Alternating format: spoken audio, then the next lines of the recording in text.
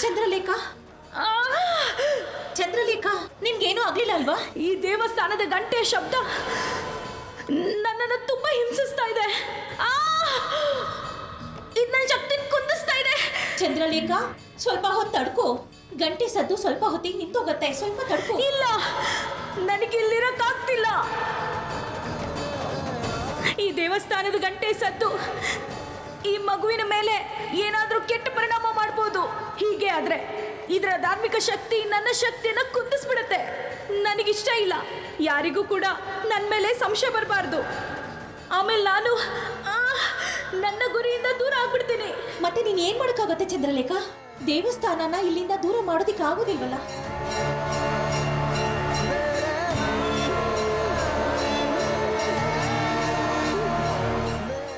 ಆದ್ರೆ ಈ ಅರಮನೆಯನ್ನ ಅದೃಶ್ಯ ಮಾಡ್ಬೋದಲ್ವಾ?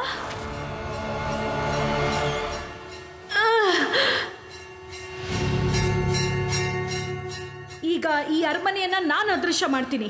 ಯಾಕಂದ್ರೆ ಹೊರಗಿನ ಶಕ್ತಿಗಳ ಪ್ರಭಾವ ಈ ಅರಮನೆ ಮೇಲೆ ಬೀಳ್ಬಾರ್ದು. ಈಗ ಜಗತ್ತಿನ ಕಣ್ಣಿಗೆ ಈ ಅರಮನೆ ಅದೃಶ್ಯವಾಗಿ ಬಿಡುತ್ತೆ. ಯಾಕಂದ್ರೆ ಯಾವುದೇ ಶಕ್ತಿ, ಯಾವುದೇ ಶಬ್ದ, ಯಾವುದೇ ಧರ್ಮ ಈ ಅರಮನೆಯನ್ನ ಭೇದಿಸಕ್ಕಾಗೋದಿಲ್ಲ. ಈ ಅರಮನೆ ಪ್ರಪಂಚದ ಕಣ್ಣಿಗೆ ಈ ಚಂದ್ರಲೇಖ ಬಯಸಿದಾಗ ಕಾಣುತ್ತೆ.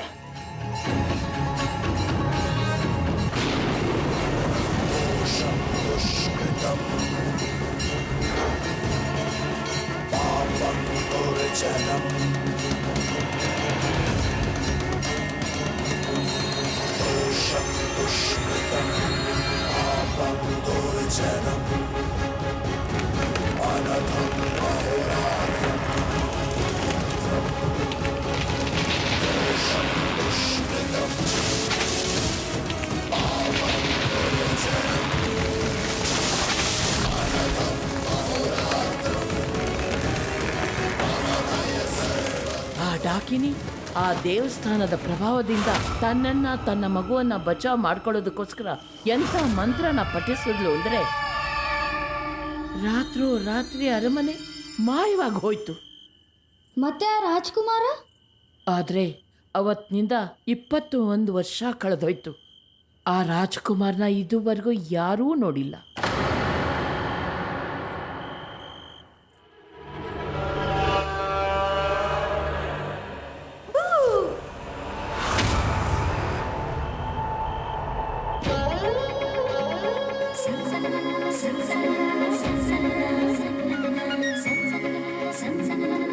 ಏನ್ ತಾರಕ ನೀನು? ಯಾವಾಗ ಬಂದ ಹೀಗೆ ಎದುರಿಸ್ತೀಯಾ?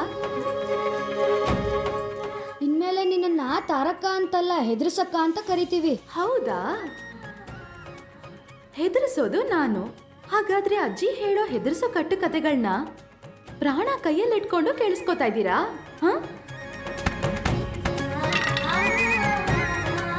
ಕಟ್ಟು ಕತೆಗಳೆಲ್ಲ ನಾನು ಹೇಳೋ ಕತೆಗಳು ಎಲ್ಲ ಸತ್ಯದ ಕತೆಗಳು. ಅವಶ್ಯಕತೆ ಇಲ್ಲ ನೋಡೋದೆಲ್ಲ ಸತ್ಯ ಅನ್ನೋದು. ಕೆಲವು ಸತ್ಯ ಅದೃಶ್ಯನೂ ಆಗುತ್ತೆ. ಗಾಳಿ ತರ ಕಣ್ಣ ಕಾಣಿಸಲ್ಲ, ಆದ್ರೆ ಇದೆಯಲ್ಲ. ಹಾಗೆ ದೇವರು ಕೂಡ. ಮತ್ತೆ ದುಷ್ಟ ಶಕ್ತಿಗಳು ಕೂಡ.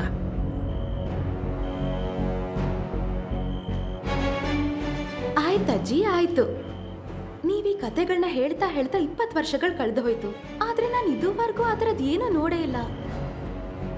ಅದಕ್ಕೆ ಹಾಗೆ ಹೇಳಿದೆ. ಅಕ್ಕ, ಅಜ್ಜಿ ನೋಡಿದಾರಂತೆ, ಹೌದಲ್ವಾ ಅಜ್ಜಿ? ಅಜ್ಜಿ ನೋಡಿದ್ರ ಇಲ್ವೋ ಅಂತ ನಿನಗೆ ಗೊತ್ತಿದ್ಯಾ? ಅಜ್ಜಿ ನೋವಾಗತ್ತೆ. ಸರಿ, ಈಗ ನಡೀರಿ ಮಕ್ಳೇ, ಮಲ್ಕೊಳ್ಳಿ. ತಾರಾ, 4 ಹೆಜ್ಜೆ ಆದ್ಮೇಲೆ ಹಲ್ಲಿ ಇದೆ, ಹುಷಾರು.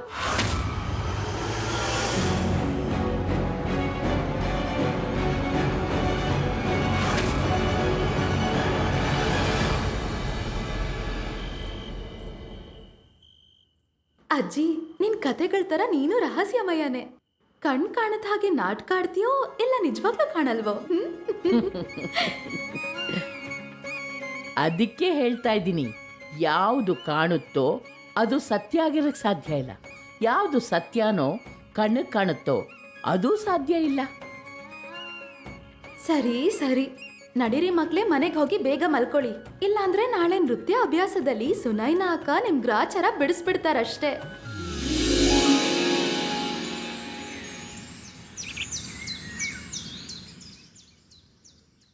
ಸುನೈನಾ ಮಗಳೇ, ತಾಯಿ ಚಾಮುಂಡಿಗೆ ವಸ್ತ್ರ ತಗೊಂಡ?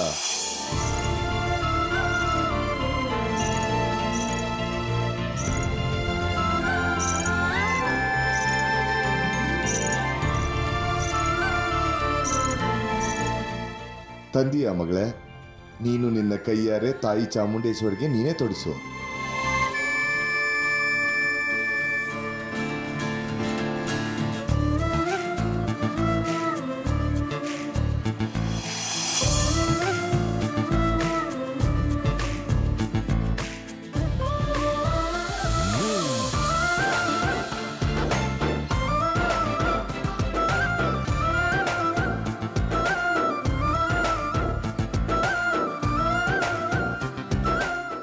ಜೈ ಚಾಮುಂಡೇಶ್ವರಿ. ಜೈ ಚಾಮುಂಡೇಶ್ವರಿ.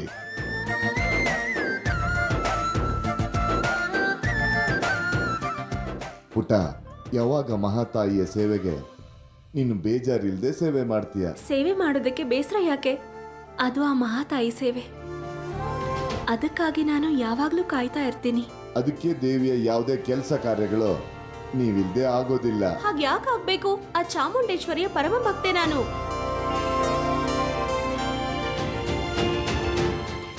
ಅಯ್ಯೋ, ಪೂಜೆಗೋಸ್ಕರ ಈ ಎಲ್ಲ ವಸ್ತುಗಳನ್ನ ನಿಮ್ಮ ಅಂಗಡಿಯಿಂದ ತಗೊಂಬಂದಾಯ್ತಾ? ನಿಮ್ಮ ವಾನರ ಸೇನೆ ಎಲ್ಲಿದೆ? ಬರ್ತಾ ಇರ್ಬೇಕು. ತಾರಂಗ್ ಕಳ್ಸಿದ್ದೆ ಕರ್ಕೊಂಡ್ ಬರಕ್ಕೆ. ಮಹಾಪೂಜೆಗೆ ಇನ್ನು 3 ದಿನ ಉಳಿದಿರೋದು. ಅವ್ರಿಗೆ ಚೆನ್ನಾಗಿ ಅಭ್ಯಾಸ ಮಾಡಿಸು. ಹಾ, ನೀವ್ ಚಿಂತೆ ಮಾಡ್ಬೇಡಿ ಪುರೋಹಿತ್ರೆ. ಮಹಾಪೂಜೆ ದಿನ ನಮ್ಮ ವಾನರ ಸೇನೆ ಬೆಂಕಿ ಹಚ್ಚುತ್ತೆ. ಲಂಕೆಯಲ್ಲಿ ಇಲ್ಲ ಇಲ್ಲ, ವೇದಿಕೆ ಮೇಲೆ. ಜೈ ಚಾಮುಂಡೇಶ್ವರಿ. ಜೈ ಚಾಮುಂಡೇಶ್ವರಿ. ನಮಸ್ಕಾರ ಮಹಾಪಂಡಿತರೆ. ನೀವು ಇದ್ದಕ್ಕಿದ್ದಾಗೆ ಇಲ್ಲಿ? ನನ್ನ ಮಾತಿನ ಅರ್ಥ, ನೀವು ಒಂದು ಮಾತು ಹೇಳಿ ಕಳಿಸಿದ್ರೆ ನಿಮ್ಮನ್ನು ಕರ್ಕೊಂಬರಕ್ಕೆ ಯಾರನ್ನ ಕಳಿಸ್ತಿದ್ದೆ. ವಿಷಯ ತುಂಬಾ ಗಂಭೀರ ಆದ್ರಿಂದ ನಾನೇ ಬರಬೇಕಾಯ್ತು. ಇವತ್ತಿಗೆ 20 ವರ್ಷಗಳ ಹಿಂದೆ ಸುನೈನಾ ಹುಟ್ಟೋ ಸಂದರ್ಭದಲ್ಲಿ ಅವಳ ಜನ್ಮ ನಕ್ಷತ್ರಗಳ ದೆಸೆ, ಗ್ರಹಗತಿಗಳ ಬಗ್ಗೆ ನಾನು ನಿಮಗೆ ಹೇಳಿದ್ದೆ. ಆ ಸಮಯ ಈಗ ಪ್ರಾರಂಭ.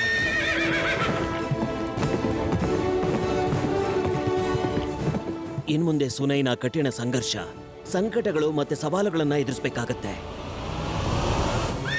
ರಾಕ್ಷಸಿ ಮುಹೂರ್ತದಲ್ಲಿ ಹುಟ್ಟಿರುವ ಈ ಮಗು ನನ್ನ ಗುರಿಯನ್ನ ತಲುಪೋದಕ್ಕೆ ಸಹಾಯ ಮಾಡುತ್ತೆ. ರಾಜ್ಕುಮಾರನಾಗಿ ಹುಟ್ಟಿದ್ರೂ ಕೂಡ ಡಾಕಿನಿಯ ಪುತ್ರನಾಗಿ ಜೀವನ ನಡೆಸ್ತಾನೆ.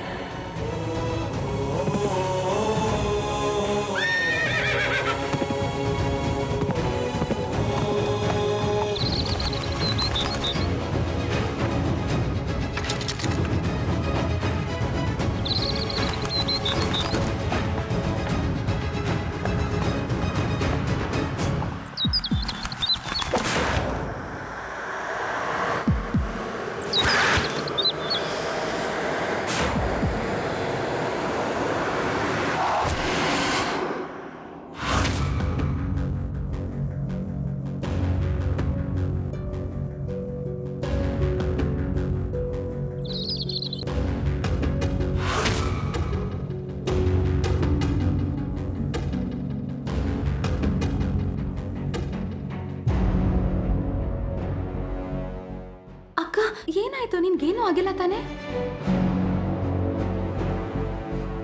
ಈ ಬಾಣ ಯಾವುದೋ ರಾಜ ಮನೆತನದನ್ಸತ್ತೆ. ಬಾಣ ಅರಮನೆದಾಗ್ಲಿ ಅಥವಾ ಯಾರ ಮನೆದಾದ್ರೂ ಆಗ್ಲಿ, ಆದ್ರೆ ಅದು ತೆಗೆಯೋದು ಪ್ರಾಣನೇ ಅಲ್ವಾ? ಮತ್ತೆ ಯಾವ ಮನುಷ್ಯ ಪ್ರಾಣ ತೆಗಿತಾನೋ ಅವನಿಗೆ ಮನುಷ್ಯ ಅನ್ನಿಸ್ಕೊಳ್ಳೋ ಯಾವುದೇ ಹಕ್ಕಿಲ್ಲ. ನೀನೇ ಹೇಳು, ಯಾರಾದ್ರೂ ಈ ತರ ಬಾಣ ಹೊಡಿಬಹುದಾ? ಇದರರ್ಥ ಆ ಬೇಟೆಗಾರ ಸ್ವತಂತ್ರವಾಗಿ ಹಾರಾಡೋ ಹಕ್ಕಿಗಳನ್ನ ಬೇಟೆ ಆಡೋಕೆ ಶುರು ಮಾಡಿದಾನೆ.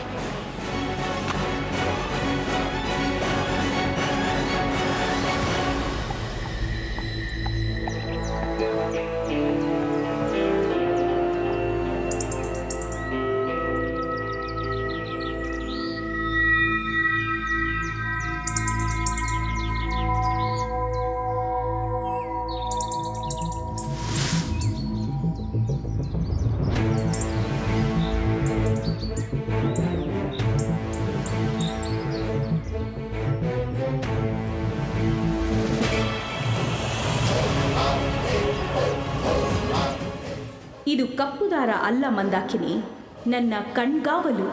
ನನ್ನ ಕಣ್ಣು ಈ ಮಗುವಿನ ಮೇಲೆ ಸದಾ ಇರುತ್ತೆ.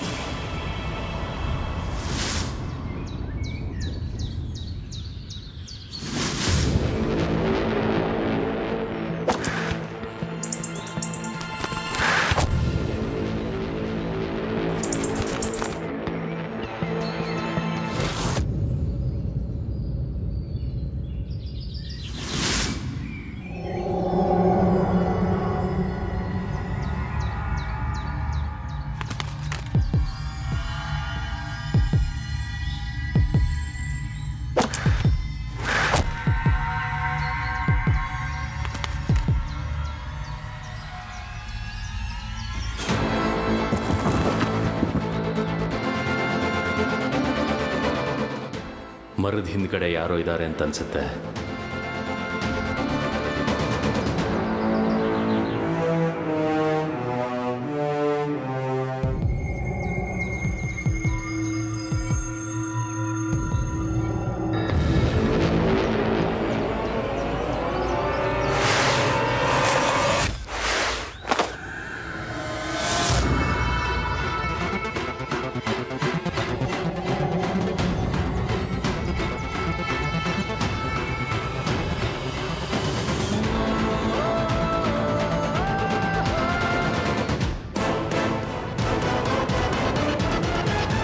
ವಿಷಯ ತುಂಬ ಗಂಭೀರ ಆದ್ರಿಂದ ನಾನೇ ಬರಬೇಕಾಯ್ತು.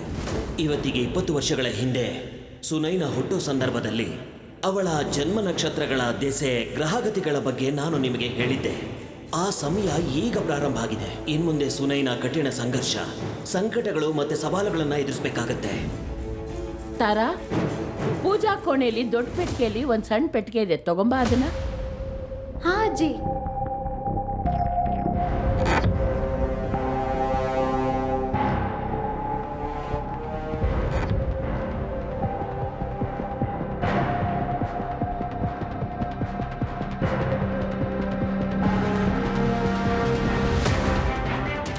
ಏನ್ ಹುಡುಕ್ತಿದ್ದೀರಾ ಅಜ್ಜಿ? ನಾನು ಎತ್ಕೊಡ್ಲಾ?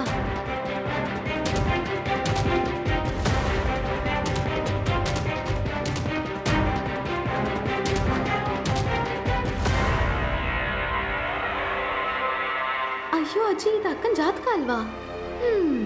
ಅಕ್ಕನ ಜಾತಕಕ್ಕೆ ಹುಡುಗನ ಜಾತಕ ಹೊಂದಿಸ್ತಾ ಇದ್ಯಾ? ತಾರಾ, ಇದ್ರಲ್ಲಿ ನಗೋದೇನಿದೆ? ನಿಮ್ಮ ಅಕ್ಕನಿಗೆ ಮದುವೆ ವಯಸ್ಸಾಗಿದೆ, 21 ವರ್ಷ ಆಗ್ತಿದೆ. ಅವಳಿಗೋಸ್ಕರ ಒಂದು ಒಳ್ಳೆ ಹುಡುಗನ ಹುಡುಕ್ಲೇಬೇಕಲ್ವಾ? ಖಂಡಿತವಾಗ್ಲೂ ಹುಡುಕ್ಬೇಕಜ್ಜಿ. ಅದೇನಂದ್ರೆ ಅಕ್ಕನ್ಗೆ 32 ಗುಣಗಳಿರೋ ಹುಡುಗನ ಹುಡುಕ್ಬೇಕು. 32 ಅಲ್ಲ, 36 ಗುಣಗಳು ಸೇರ್ಬೇಕು. ಸರಿ ಸರಿ, ನೀನು 21 ವರ್ಷದ ನಿಲ್ಸು, ಇಲ್ಲಿಂದ ಹೋಗ್ತಾ ಇರು. ಏನೇನೋ ಹೇಳ್ತಾ ಇರ್ತಾಳೆ.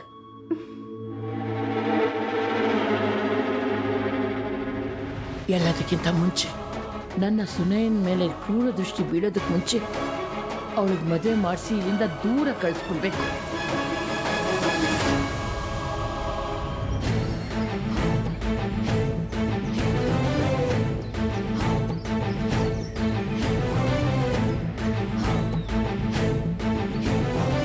ನಿನಗೆಷ್ಟು ಧೈರ್ಯ ಬಾಣ ತಡೆಯೋದಿಕ್ಕೆ? ಮತ್ತೊಬ್ಬರ ಪ್ರಾಣ ತೆಗೆಯೋದಕ್ಕೆ ನಿನಗೆ ಎಷ್ಟು ಧೈರ್ಯ ಇರಬೇಕು? ಇದನ್ನ ಪ್ರಾಣಹರಣ ಅನ್ನಲ್ಲ, ಬೇಟೆ ಆಡೋದು ಅಂತಾರೆ. ಬೇಟೆ ಆಡೋದ್ರಿಂದ ಪ್ರಾಣ ಹೋಗೋದಿಲ್ಲ. ಬಾಣನ ಹೀಗೆ ಗುರಿ ತಪ್ಪಿ ಹೊಡೆಯೋದ್ರಿಂದ ನಿನಗೆ ಗೊತ್ತಿದ್ಯಾ, ಒಂದು ಅಮಾಯಕ ಮಗುವಿನ ಪ್ರಾಣ ಹೋಗ್ತಿತ್ತು. ಆ ತಾಯಿ ಆಶೀರ್ವಾದದಿಂದ ಆ ಮಗುಗೆ ಏನೂ ಆಗ್ಲಿಲ್ಲ. ಹೊಡೆದಿದ್ದ ಬಾಣ ಬಂದು ನನ್ನ ಕಾಲಿಗೆ ಬಿತ್ತು. ಅಪ್ಪಿ ತಪ್ಪಿ ಏನಾದ್ರೂ ಆಗಿದ್ರೆ? ಬಾಣ ಅದಕ್ಕೆ ತಾಕಿಲ್ಲ ತಾನೇ? ಆ ಮಗುಗ್ ತಾಕ್ಲಿಲ್ಲ, ನನಗ್ ತಾಕ್ತಲ್ಲ. ಇಲ್ಲಿ ನೋಡು.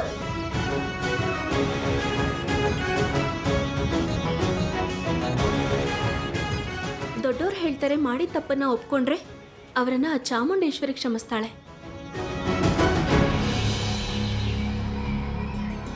ಆದ್ರೆ ನಿನ್ನಂತವ್ರು ತಪ್ಪು ಮಾಡೋದಷ್ಟೇ ಅಲ್ಲದೆ ಅದಕ್ಕೆ ಕ್ಷಮೆ ಕೇಳೋದಕ್ಕೂ ನಾಚಿಕೆ ಆಗುತ್ತಲ್ವಾ? ನೀನು ಅಲ್ಲ, ನೀವು ಅಂತ ಕರಿಬೇಕು.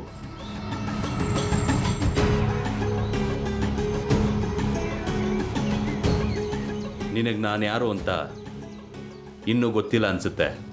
ತಿಳಿಯೋ ಅಗತ್ಯನೂ ಇಲ್ಲ. ಹಾಗೆ ನೀವು ನೀವು ಒಂದು ವಿಷಯ ತಿಳ್ಕೊಳ್ಳಿ, ಯಾವ ಮನುಷ್ಯ ನಿರ್ದೋಷಿ ಹಾಗೆ ಅಮಾಯಕರನ್ನ ಸಾಯಿಸ್ತಾನೋ ಅವನು ಒಳ್ಳೆ ಮನುಷ್ಯ ಆಗೋಕ್ ಸಾಧ್ಯ ಇಲ್ಲ. ನಿನ್ನಂಥ ದುರಹಂಕಾರದ ದಿಮಾಕಿನ ಹುಡುಗಿ ಒಳ್ಳೆಯವಳಿರೋದಕ್ಕೆ ಸಾಧ್ಯನೇ ಇಲ್ಲ. ಒಂದು ಮಾತು, ಯಾವ ಮಹಾಪುರುಷ ಹೇಳಿದಾನೆ ದುರಹಂಕಾರ ಪಡೋದು ಕೇವಲ ಗಂಡಸ್ರ ಹಕ್ಕು ಅಂತ? ಹಾಗೆ ಇನ್ನೊಂದು ಮಾತು, ನಿಮಗೆ ದುರಹಂಕಾರ ಮತ್ತೆ ಸ್ವಾಭಿಮಾನಕ್ಕೆ ವ್ಯತ್ಯಾಸ ಗೊತ್ತಿಲ್ಲ ಅನ್ಸುತ್ತೆ. ನಿಮ್ಗದ್ರ ವ್ಯತ್ಯಾಸ ಗೊತ್ತಿದ್ದಿದ್ರೆ ಪ್ರಾಣ ತೆಗಿತಾ ಇರಲಿಲ್ಲ. ಇಲ್ಲಿ ದುರಹಂಕಾರಿ ನಾನಲ್ಲ, ಬೇರೆ ಯಾರೋ ಅಂತ.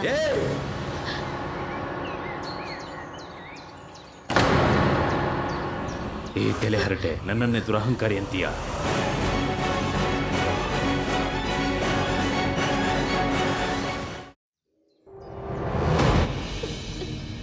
ನಾನು ಯಾವಾಗ ಹೇಳ್ದೆ? ನೀವು ಬಾಣ ಬಿಡೋದನ್ನ ತಡಿತಾ ಇದ್ದೆ ಅಷ್ಟೇ. ಈ ಕಾಡು ನಮ್ದು, ಇಲ್ಲಿರೋ ಪ್ರಾಣಿ ಪಕ್ಷಿಗಳನ್ನ ಕಾಪಾಡೋ ಜವಾಬ್ದಾರಿನೂ ನಮ್ದು.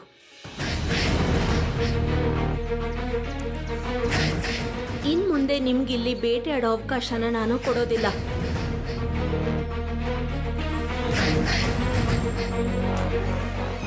ಈಗ ನಾನು ನೋಡ್ತೀನಿ ಮುಂದಿನ ಸಲ ಬೇಟೆ ಆಡುವಾಗ ನನ್ನ ಯಾರು ತಡಿತಾರೆ ಅಂತ. ಮುಂದಿನ ಸಲ ಬಾಣ ಚಲಾಯಿಸೋದಕ್ಕೂ ಮುಂಚೆ 100 ಸಲ ಯೋಚನೆ ಮಾಡಿ. ಯಾಕಂದ್ರೆ ಈ ಬಾರಿ ನಿಮ್ಮ ಬಾಣ ತಡೆಯೋದ್ರ ಮೇಲೆ ನನ್ನ ಗಮನ ಇತ್ತು, ಮುಂದಿನ ಬಾರಿ ನನ್ನ ಗಮನ ಬೇರೆದ್ರ ಮೇಲೆ ಇರುತ್ತೆ.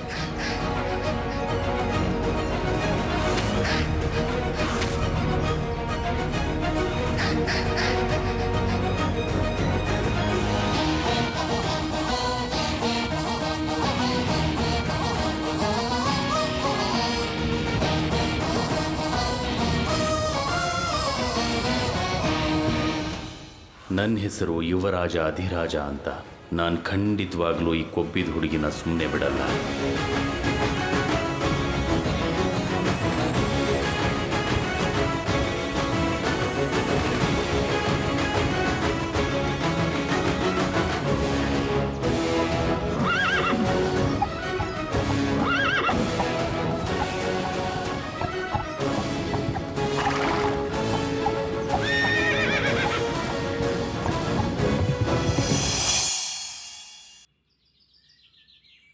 ಮಕ್ಳೇ, ನೀವೆಲ್ಲ ಹುಷಾರಾಗಿದ್ದೀರಾ ಅಲ್ವಾ? ಹಾ ಹೌದು ಅಕ್ಕ. ಆದ್ರೆ ನೀ ಎಲ್ಲಿಗೋಗಿದ್ದೆ? ಹೋಗಿದ್ದೆ ಯಾರಿಗೋ ಬುದ್ಧಿ ಕಲ್ಸೋಕೆ. ಯಾರಕ್ಕ ಅದು? ಒಬ್ಬ ದುರಹಂಕಾರಿಗೆ. ಸವಾರ ಅಂದ್ರೆ ಕುದುರೆ ಸವಾರ ಅಲ್ವಾ? ಕುದುರೆ ಸವಾರನೂ ಇರ್ತಾನೆ. ಸುಮ್ನೆ ಪ್ರಶ್ನೆ ಮಾಡಬೇಡಿ, ಅಭ್ಯಾಸದ ಕಡೆ ಗಮನ ಕೊಡಿ. ಕಾರ್ಯಕ್ರಮ ಚೆನ್ನಾಗಿ ನಡಿಬೇಕಲ್ವಾ? ಇಲ್ಲ ನೋಡ್ದವರೆಲ್ಲ ಹೇಳ್ತಾರೆ, ಸುನೈನಾ ಯಾಕೆ ಹೀಗೆ ಹೇಳ್ಕೊಟ್ಟಿದ್ಯಾ ಅಂತ. ಇಲ್ಲ ಅಂದ್ರೆ ಚಾಮುಂಡೇಶ್ವರಿಗೆ ಬೇಜಾರಾಗತ್ತೆ. ಮಕ್ಳೇ, ಈಗ ಅಭ್ಯಾಸದ ಮೇಲೆ ಗಮನ ಕೊಡಿ. ಅರೆ ಶ್ಯಾಮ, ಏನು ಯೋಚನೆ ಮಾಡ್ತಾ ಇದೀಯಾ? ಆ ಬೇಟೆಗಾರ ಎಲ್ಲಿಂದ ಬಂದ ಮತ್ತೆ ಎಲ್ಲೋದ?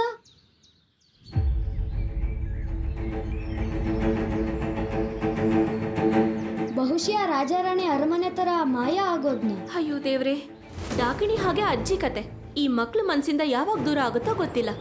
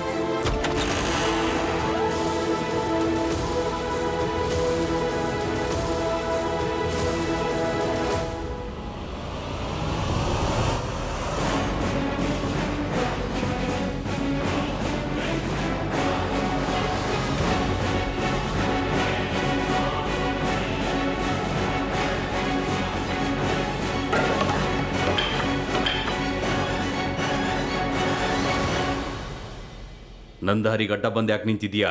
ರಾಜಕುಮಾರರೇ, ನಿಮ್ಗೇನೋ ಹೇಳ್ಬೇಕು. ನಾನೇನು ಕೇಳೋದಕ್ಕೆ ತಯಾರಿಲ್ಲ. ತೊಲಗು. ಮಹಾರಾಣಿಯವರು.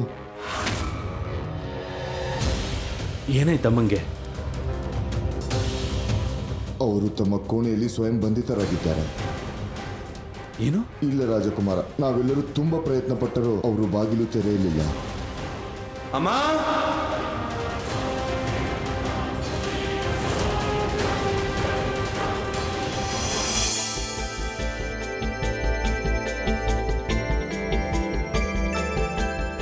ಅರಮನೆಗೆ ಬಂದು 21 ವರ್ಷ ಕಳೆದು ಹೋಯ್ತು.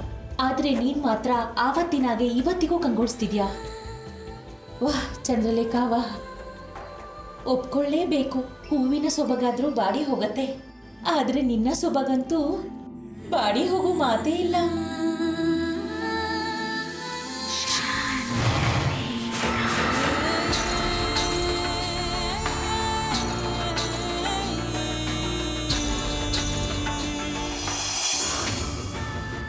ಅಧಿರಾಜನ ಕಥೆಯನ್ನ ಇವತ್ತಿನವರೆಗೂ ನಾನೇ ಬರಿತಾ ಇದ್ದೀನಿ, ಮತ್ತೆ ಮುಂದೆ ಕೂಡ ನಾನೇ ಬರಿತಾ ಇರ್ತೀನಿ. ಅವನು ಮುಂದಕ್ಕೆ ಮದುವೆ ಆದ್ರೂ ಕೂಡ ನಾನು ಹೇಳ್ದವ್ರ ಜೊತೆ ಆಗ್ತಾನೆ. ನಿನ್ನ ಮಗಳು ಕನಕ.